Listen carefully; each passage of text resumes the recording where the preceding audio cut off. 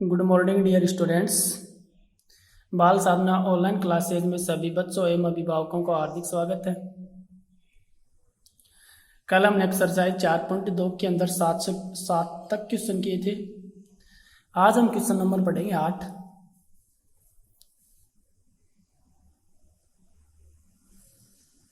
Question number 8 exercise 4.2। Question number 8 है, बिना विस्तार के सिद्ध कीजिए, यानी इनका हमें विस्तार नहीं करना है, सिर्फ वैसी प्रॉपर्टी का यूज करके इनको हम क्या करेंगे, सिद्ध करेंगे। यानी ये तो लेफ्ट साइड है, ये मिडल साइड, ये मिडल टर्म और ये हमारे पास है राइट साइड। इसको हम डेल 1, इसको डेल 2 और इसको हमें डेल 3 मान सकते हैं। यानी कहने का मतलब ये है, इसको लेकर चलो तो ये सिद्ध करना है, इसको लेकर चले तो हमें ये सिद्ध करेंगे। ओके, तो इसको मान लेते हैं डेल 1 लेट, इसको हम क्या मान लेते हैं डेल 1 इज इक्वल टू, इसको हम क्या मान लेते हैं डेल 2 इज इक्वल टू, इसको हम क्या मान लेते हैं डेल 3। यानी डेल 1 को लेकर चलेंगे तो डेल 2 को सिद्ध करेंगे और डेल 2 को लेकर चलेंगे तो डेल 3 को सिद्ध करेंगे। ओके, तो सबसे पहले हम क्या लेकर चलेंगे डेल 1 आता है del 1 is equal to A B C X Y Z P Q R, ये डेल 1 की वैल्यू। अब ये आपके पास देखो, ये डेल 1 ये डेल 2, ऊपर आपके पास जो पहली पंक्ति है ए बी सी, इसके अंदर कौन सी पंक्ति है आपके पास, ये ए बी सी तीसरी पंक्ति है। यानी मैं देखो किस किस को चेंज करूं मैं, यदि मैं आपके पास R1 और R3 को मैं चेंज कर दूं, R1 और R3 को इंटरचेंज कर दूं तो क्या होगा, R1 ऑपरेशन R3। देखो ये तो होती है पंक्ति R1, ये होती है पंक्ति R2 और ये हमारे पास क्या होती है पंक्ति R3। तो मैं किसको चेंज कर रहा हूं, R1 को और R3 को। जब आपके पास किसी भी सारणी के अंदर दो पंक्ति या दो स्तंभों को परस्पर विनिमय किया जाता है तो सारणी का संख्यात्मक मान तो वही रहता है, लेकिन उसका जो चिन्ह है वो क्या हो जाता है, वो परिवर्तित हो जाता है। तो देखो बाहर प्लस है तो बाहर क्या लग जाएगा अभी माइनस। ओके, और R1 R3 का मतलब ये होगा, R1 की जगह तो मैं R3 लिखूंगा और R3 की जगह क्या लिखूंगा R1। तो P Q R कहां चला जाएगा ऊपर, P Q R, और X Y Z तो सेम टू सेम, और ABC कहां जाएगा तीसरी पंक्ति में, और बाहर क्या लग जाएगा माइनस। ओके, वापस देखो डेल 2 के अंदर देखो पहली पंक्ति में क्या है एक्स वाई जेड है, पहली पंक्ति के अंदर एक्स वाई जेड, हमारे पास एक्स वाई जेड का है दूसरी पंक्ति में, और पी क्यू आर का है दूसरी पंक्ति में, और हमारे पास यहाँ क्या है पहली पंक्ति। इसको मतलब किस किस को चेंज करूं मैं, R1 और R2 को चेंज, यानी ये वैल्यू तो ऊपर होनी चाहिए और ये वैल्यू नीचे होनी चाहिए, और नीचे वाली वैल्यू क्या है सेम टू सेम। ओके, तो वापस हम किसको चेंज करेंगे बेटा, पुनः पुनः हम कौन सा ऑपरेशन यूज करेंगे, पुनः R1 ऑपरेशन R2। यानी पंक्ति R1 और R2 को हमें क्या करना चाहिए, यानी R1 की जगह तो R2 लिखो और R2 की जगह क्या लिखो R1 लिखो। ओके, तो देखो बाहर वाला जो माइनस है क्या हो जाएगा प्लस में चेंज हो जाएगा, तो implies del 1 is equal to, बाहर वाला माइनस प्लस हो जाएगा, एक्स वाई जेड कहाँ चला जाएगा ऊपर, पी क्यू आर कहाँ आ जाएगा नीचे, और नीचे वाली value same to same A B C.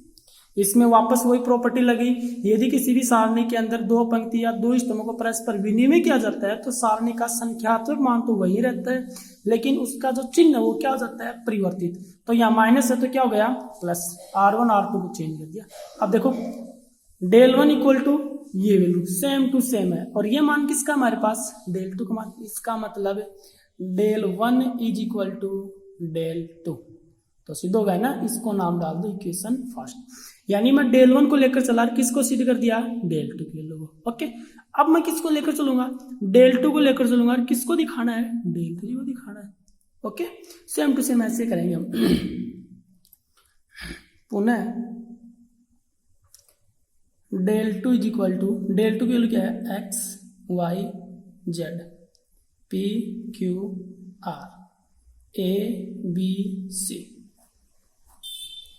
Okay, अब यहां देखो आपके पास इसमें देखो X Y Z P Q R A B C, और डेल 3 के अंदर वैल्यू क्या हमारे पास, डेल 3 में क्या है A B cube X A P Z C R. इसका मतलब जो पंक्ति है वो किसके अंदर है, स्तंभ में। देखो एक्स वाई जेड क्या है, पंक्ति, और डेल थ्री के अंदर एक्स वाई जेड किसके अंदर है, स्तंभ में। इसका मतलब कहने का मतलब क्या है कि जो डेल टू जो वो सारणिक है उसको हम किस में चेंज करेंगे, स्तंभ में चेंज करेंगे। ओके, तो आपके पास ये हम क्या लिखेंगे, एक प्रॉपर्टी आपके पास सारणी के अंदर प्रॉपर्टी है, यदि किसी भी सारणी की पंक्ति या स्तंभ को परस्पर विनिमय किया जाता है तो सारणी का संख्यात्मक मान भी वही रहता है और उसका जो चिन्ह है वो क्या रहता है आपके पास से अपरिवर्तित रहता है। यानी सारणी की पंक्तियों को स्तंभों में चेंज कर दो और स्तंभों को पंक्तियों में चेंज कर दो तो सारणी की वैल्यू क्या रहती है, अपरिवर्तित रहती है, यानी कुछ इफेक्ट नहीं पड़ता उसके ऊपर। तो हम यहाँ क्या लिखेंगे, आर ऑपरेशन सी। आर का मतलब पंक्ति, सी का मतलब कॉलम, ठीक है ना। तो आर का मतलब पंक्ति, सी का मतलब क्या है, कॉलम। यानी पंक्तियों को किस में चेंज करेंगे, कॉलम में, और कॉलम को किस में चेंज करेंगे, हमें पंक्ति में। ठीक है, चेंज कर दो। तो क्या हुआ आपके पास, चेंज करने के बाद क्या आया, del two is equal to value Y change करने के बाद एक्स वाई जेड और पी क्यू आर और ए बी सी, ये हो गई सारणी की पंक्तियों को स्तंभों में चेंज कर दिया। अब हमारे पास जो डेल थ्री की जो वैल्यू है, डेल थ्री की वैल्यू के अंदर हमारे पास जो वाई बी क्यू, यानी पहले हम इन दोनों को चेंज करेंगे, यानी ए बी सी कौन सी स्तंभ में है, दूसरे स्तंभ में है, ए बी सी दूसरे स्तंभ में है, और पी क्यू आर का है तीसरे स्तंभ में है। डेल थ्री के अंदर ए बी सी तो है दूसरे स्तंभ में, पी क्यू आर कौन सी स्तंभ में है, तीसरे स्तंभ में। तो किस किस को चेंज करेंगे हमें, C2 ऑपरेशन C3, यानी C2 और C3 को चेंज कर दो। तो C2 की जगह C3, C3 की जगह C2। तो डेल टू इक्वल टू बाहर क्या लगेगा, माइनस, क्यों, क्योंकि किसी भी सारणी के अंदर दो पंक्ति या दो स्तंभों को परस्पर विनिमय किया जाता है तो उस सारणी का संख्यात्मक मान तो वही रहता है, लेकिन उसका जो चिन्ह वो क्या हो जाता है, परिवर्तित हो जाता है। तो बाहर माइनस लगा दो, और यहाँ कितना है, X Y Z A B C P Q R. Okay, अब वापस देखो, वाई बी क्यू तो का है पहली पंक्ति में, एक्स ए पी का है दूसरी पंक्ति में। तो किस किस को चेंज करूं मैं, R1 ऑपरेशन R2, यानी R1 R2 को चेंज कर दो, R1 की जगह R2 और R2 की जगह R1 वापस। तो माइनस क्या हो जाएगा, प्लस। तो del two is equal to Y B Q X A P Z C R. Okay, और ये वैल्यू हमारे पास किसकी है, डेल थ्री की वैल्यू। तो del two is equal to किसकी इक्वल आ गया, डेल थ्री, और डेल वन किसकी इक्वल था, डेल टू। इसका मतलब समीकरण 1 व 2 से, और समीकरण 1 और 2 से क्या सिद्ध हो रहा हमारे पास, del one is equal to del two is equal to del three, यानी del one del two del three तीनों की वैल्यू क्या है, इक्वल है। क्वेश्चन नंबर 9 है, प्रूव दैट इस सारणी के इक्वल हमें वैल्यू लेकर आनी है, a cube plus b cube plus c cube minus 3ab। ये हमारे पास छोटी क्लासों में आपने एक फॉर्मूला पढ़ा होगा। ये किसका फॉर्मूला होता है, ये फॉर्मूला होता है a plus b plus c into a square plus b square plus c square minus a b minus b c minus c, यानी उसका आपके पास ये फॉर्मूला होता है। तो इसकी जगह हम ये भी लिख सकते हैं, यानी a plus b plus c into a square plus b square plus c square minus में a b minus b c minus c, यानी ये और ये दोनों सेम है क्योंकि इसका फॉर्मूला होता है हमारे पास ये। तो देखो हम इस सारणी को लेकर चलेंगे, ये हमें सिद्ध करना है। तो जो सिद्ध करना है उसको लेकर चलो, आपके पास जो सिद्ध करना है वो आपके पास देखो क्या है। तो मैं इसके अंदर क्या ऑपरेशन यूज करूं कि ऐसी वैल्यू मेरे पास कुछ कॉमन आ जाए। तो पहले लेफ्ट साइड लेकर चलो, LHS is equal to b plus c a plus b a c plus a b plus c b a plus b c plus a c, ये सारणी था। अब मैं इस सारणी के में क्या ऑपरेशन यूज करूं कि मेरे पास ऐसी वैल्यू कॉमन आ जाए बाहर।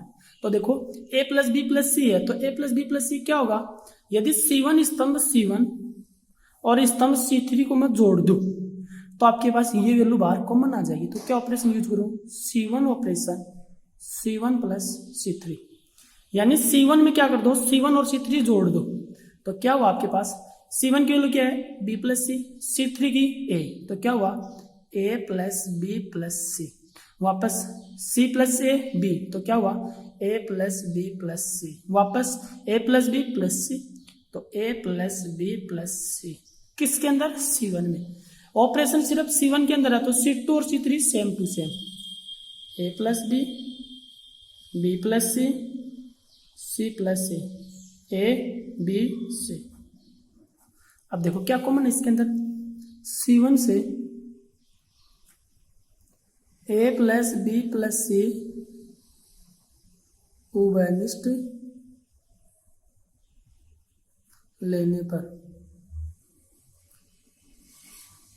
तो C1 से आपके पास A plus B plus C उभयनिष्ठ यानी बाहर कॉमन ले लो, तो A plus B plus C बाहर कॉमन आ गया, अंदर क्या हुआ 1 A plus B A, 1 B plus C B, 1 C plus A C, ये सारणी। अब मैंने आपको कल बताया था जब आपके पास किसी भी पंक्ति या स्तंभ के अंदर 1 1 होता है, यदि स्तंभ में 1 1 है तो हम ऑपरेशन किस में यूज करते हैं, पंक्ति में। क्या ऑपरेशन यूज करते हैं, R1 operation R1 minus R2 and R2 operation R2 minus R3। Okay, यदि 1 1 स्तंभ के अंदर है तो R1 operation R1 minus R2 और R2 operation R2 minus R3। यदि 1 1 1 पंक्ति के अंदर होगा तो ऑपरेशन किस में यूज होगा, स्तंभ में। C1 operation C1 minus C2 और C2 operation C2 minus C3। Okay, क्योंकि इसको हम थोड़ा सा छोटा रूप लेकर आएंगे, इसके अंदर हम जीरो बना लेंगे तो इसको प्रसार करने में हमें कुछ दिक्कत नहीं होगी। ठीक है, ऑपरेशन हम तब यूज करते हैं किसी भी सारणी के अंदर उस सारणी को छोटे रूप में लिखने के लिए, उसको हम सरल करें तो वो आपके पास वो जल्दी सोल्व हो जाए, वो हार्ड ना बने। तो इसके अंदर हम ऑपरेशन यूज किया तो हमें क्या मिला, लेफ्ट इज इक्वल टू, देखो ऑपरेशन क्या है R1 माइनस R2, ये तो किसकी वैल्यू है R1 की, ये किसकी वैल्यू है R2 की, और ये किसकी वैल्यू है R3 की। तो R1 माइनस R2 यानी 1 माइनस 1 कितना हुआ 0, किस में लिखना है R1 में। फिर B A प्लस B और फिर माइनस B प्लस C, कितना हुआ आपके पास A plus B minus B और प्लस का C, तो आपके पास क्या बचा, आपके पास A माइनस C। फिर क्या बचा आपके पास A माइनस B, फिर R2 माइनस R3 तो 1 minus 1 0, B plus C minus C और A कितना हुआ B माइनस C, फिर B माइनस C, फिर नीचे value same to same 1 C plus A C, क्योंकि ऑपरेशन सिर्फ किस किस के अंदर है R1 और R2 में। ओके, अब इसका हम क्या करेंगे, प्रसार करेंगे इसका भाव। तो बेटा इसका प्रसार कर दो, किसके अनुदिश कर दो इसका प्रसार, हम उस सारणी का प्रसार उस पंक्ति या स्तंभ के अनुदिश करते हैं जिसमें शून्यों की संख्या क्या हो अधिकतम। तो शून्य की संख्या अधिकतम किसके अंदर है आपके पास C1 में, तो C1 के अनुदिश प्रसार करने पर कर दो, तो बाहर क्या होगा आपके पास A plus B plus C, तो बाहर है A plus B plus C, यहाँ भी है बेटा बाहर, लिखा नहीं, ये वैल्यू यहाँ भी है A plus B plus C। Okay, अब इसका मैं प्रसार किया तो देखो पहले मैंने C1 के अनुदिश, C1 में कितने एलिमेंट है 3, 0 0 1, 0 लिया पूरी वैल्यू क्या हो जाएगी 0, फिर वापस 0 लिया तो पूरी वैल्यू क्या हो जाएगी 0, तो माइनस 0, फिर मैं कितना लूंगा 1, तो प्लस का 1 इंटू, अब मैं 1 ले रहा हूं तो 1 के संगत पंक्ति को छोड़ दो और स्तंभ को छोड़ दो, यानी इसके संगत पंक्ति इसके संगत स्तंभ को छोड़ दो, क्या बच गया A minus C A minus B B minus A B minus C। अब इसको इससे गुणा करो, क्या आया A माइनस C, ओके, और इंटू में क्या है B माइनस C, फिर बीच में क्या आएगा minus B minus A into A minus B। अब इसको सॉल्व कर लो, A plus B plus C into A को B से मल्टीप्लाई किया तो कितना है हमारे पास, A को B से किया तो AB ए को सी से क्या तो ए सी को बी से क्या तो बी सी, और सी को सी से क्या तो प्लस का सी स्क्वायर। फिर बाहर देखो माइनस है, तो अंदर की जो सभी वैल्यू प्लस माइनस होंगी वो चेंज हो जाएंगी आपके पास, क्योंकि बाहर माइनस है। बी को मैं ए से क्या तो कितना आया ए बी, बी को बी से क्या तो माइनस का बी स्क्वायर, लेकिन बाहर माइनस है तो क्या हो जाएगा प्लस का बी स्क्वायर। ए को ए से क्या तो माइनस का ए स्क्वायर, लेकिन बाहर प्लस है तो माइनस है तो प्लस का ए स्क्वायर। ए को बी से क्या तो प्लस ए बी, लेकिन बाहर माइनस है तो क्या हो जाएगा माइनस का ए बी। अब देखो क्या कट रहा है, ए बी से ए बी क्या हुआ कैंसिल, कितना बचा आपके पास a plus b plus c into में a square plus b square plus c square minus में a b minus b c minus c ए।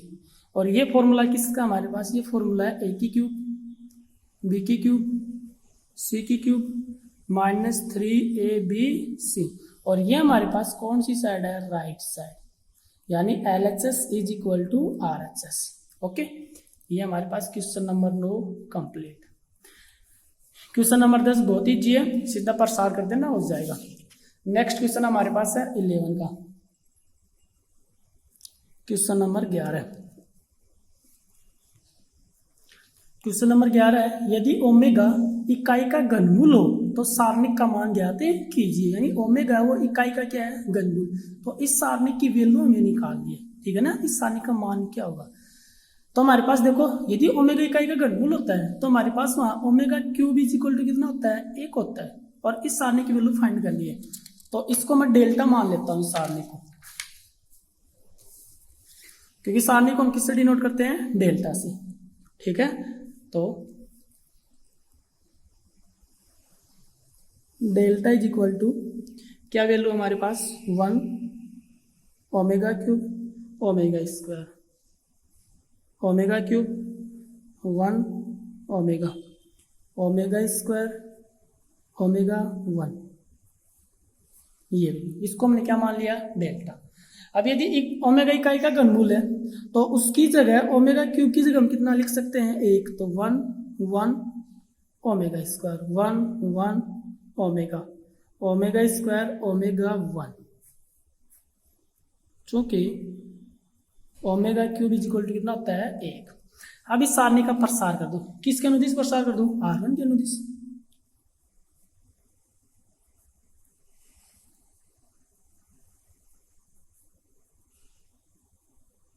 प्रसार करने पर ओके, तो del is equal to 1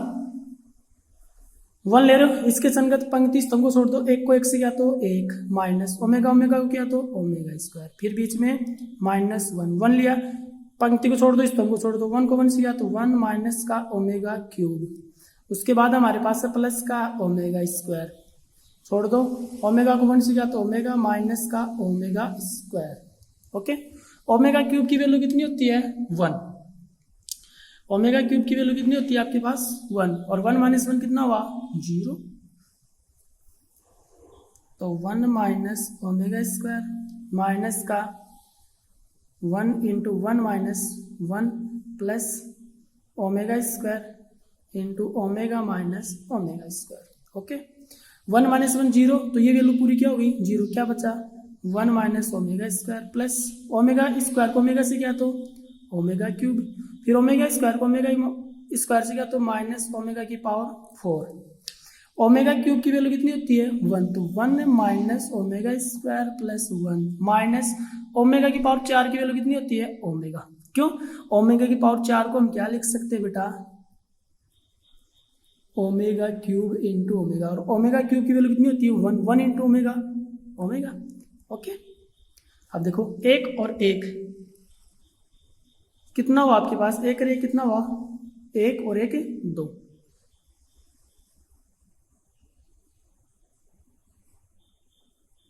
2, minus omega plus omega square. Okay, इन दोनों में क्या कॉमन ले लिया हमने माइनस, चूंकि 1 plus omega square equal to कितना होता है 0, तो omega plus omega square is equal to कितना आया -1। अब देखो ओमेगा प्लस ओमेगा स्क्वायर की जगह मैं क्या रख दूं -1, तो ये माइनस क्या हो जाएगा प्लस, तो 2 + 1 और 2 + 1 कितना होता है 3, यानी इस सारणिक का मान हमारे पास कितना आया है 3। और ये हमारे पास question number 11 complete. Okay, next question हमारे पास है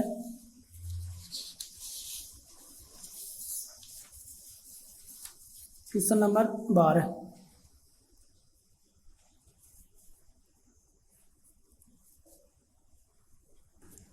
क्वेश्चन नंबर 12 है, सिद्ध कीजिए कि इस सारणिक की वैल्यू कितनी आनी चाहिए 4a² b² into c²। Okay, तो लेफ्ट साइड लेकर चलो। तो LHS is equal to a² bc ac plus c² a² plus ab b² ac ab b² plus bc c²। अब यहाँ देखो, ये जो सारणिक है, इस सारणिक के अंदर हम क्या कॉमन ले सकते हैं? सारणी के अंदर क्या कॉमन हमारे पास? स्तंभ C1, स्तंभ C2 और स्तंभ C3 से क्या कॉमन है? A B C। C1 C2 व C3 से क्रमशः A B C उभयनिष्ठ लेने पर। ओके, कॉमन लो तो कितना है आपके पास A B C तो बाहर आ चुका। यहाँ कितना बचा A और यहाँ बचा A प्लस B, यहाँ बचा B, फिर C B B plus C, फिर A प्लस C A और C, ये वैल्यू बची। अब देखो, इसका हम डायरेक्ट यहाँ से इसका प्रसार भी कर सकते हैं। इस सारणी का हम यहाँ से डायरेक्ट प्रसार भी कर सकते हैं, या फिर हम क्या करेंगे, इसके अंदर मैं ऑपरेशन यूज कर दूं तो इसके अंदर आपके पास वैल्यू क्या बन जाए? हमारे पास 0 बन जाए। ठीक है, यानी इसके अंदर मैं ऑपरेशन ऐसा यूज करूं कि इसके अंदर आपके पास वैल्यू 0 आ जाए, 1-2 वैल्यू 0 आ जाए, तो हमारे पास इसको सोल्व करने में इसमें हमारे पास कुछ दिक्कत नहीं होगी। तो यहाँ देखो क्या ऑपरेशन यूज करूं मैं इसके अंदर। देखो R1 में क्या है A, R3 में B और R2 में A प्लस B, यानी R1 में मैं क्या ऑपरेशन यूज करूं कि R1 operation R1 plus R2 R3 और माइनस R2, यानी R1 और R3 को जोड़ दूं और R2 क्या कर दूं मैं घटा दूं, तो यहाँ क्या हो जाएगा आपके पास 0। ओके, दूसरी कंडीशन आपके पास यहाँ देखो, इसके अंदर मैं एक ऑपरेशन और यूज कर सकता हूं, क्या? एंड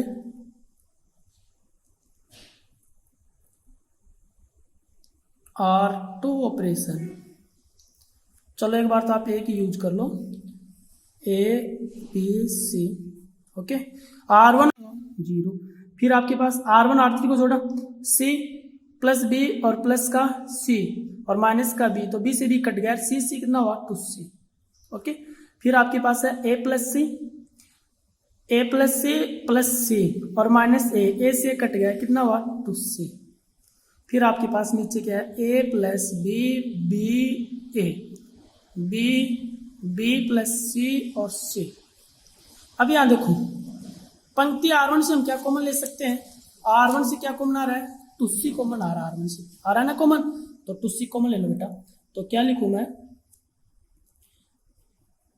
R1 से 2C उभयनिष्ठ लेने पर, तो R1 से 2C बाहर आएगा तो कितना बचेगा आपके पास? देखो 2C, तो क्या लिख दूं मैं 2AB इंटू C²। अंदर क्या बचा 0, यहाँ 1, यहाँ 1, फिर A प्लस B, फिर B, फिर A और फिर B प्लस C और C। वापस इस सारणी का मैं यहाँ से प्रसार भी कर सकता हूँ। यदि मैं इस सारणी का यहाँ से प्रसार करूँ R1 के अनुदिश तो आंसर आ जाएगा। यदि आपके पास इसके अंदर एक ऑपरेशन और यूज करिए हम, तो एक ऑपरेशन और यूज कर दो, क्योंकि इसके अंदर एक 0 और आ जाएगा हमारे पास। फिर इसको हम सरल करने में इसके अंदर हमारे पास कुछ भी प्रॉब्लम नहीं होगी। ठीक है, तो यहाँ देखो मैं इसके अंदर एक ऑपरेशन और यूज कर देता हूँ। तो C2 operation C2 minus C3, तो LHS is equal to 2AB into C²। 0 A plus B same to same. Operation किस में है? C2। C2 में C3 घटाना तो 1 माइनस 1 क्या हुआ? 0। B माइनस ए, B plus C minus C cut गया, क्या बच गया? B और यहाँ 1AC। ओके, अब यार इसका प्रसार कर दो। अब देखो इस सारणी के अंदर पंक्ति R1 में 0 कितने हैं? 2। अब ये सरल होने में टाइम नहीं लगेगा, फटाफट हो जाएगा आपके पास। तो R1 के अनुदिश प्रसार करने पर, R1 के अनुदिश प्रसार करते हैं तो LHS is equal to 2AB into C²। मैं 0 लिया तो वैल्यू क्या हो गई? 0। ये 0 लिया तो वैल्यू 0, क्या बचा लास्ट में? 1। संगत पंक्ति स्तंभ छोड़ दो, B को इससे गुणा करो AB से, तो कितना आया? AB plus B² minus B को B से गया तो B² और प्लस का AB। B² कैंसिल, कितना बचा? 2AB इंटू C² और AB कितना हुआ? 2AB और इसको मल्टीप्लाई किया कितना आया? 4A² B² C², यानी LHS is equal to RHS, hence proved.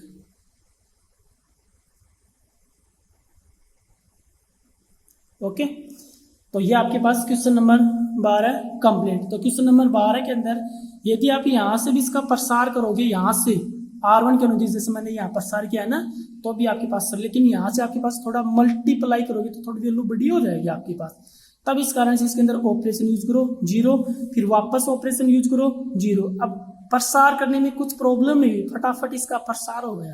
ठीक है, तो ऑपरेशन हम किसी भी सारणिक में तब यूज करते हैं कि उस सारणी को छोटा रूप बना लेते हैं हम, और फिर हमारे पास उसका प्रसार करने में कुछ प्रॉब्लम नहीं होती है, और फिर हमारे पास उसकी जो राइट साइड है वो फटाफट आ जाती है। ठीक है, नेक्स्ट क्वेश्चन हम नेक्स्ट वीडियो में देखेंगे। धन्यवाद।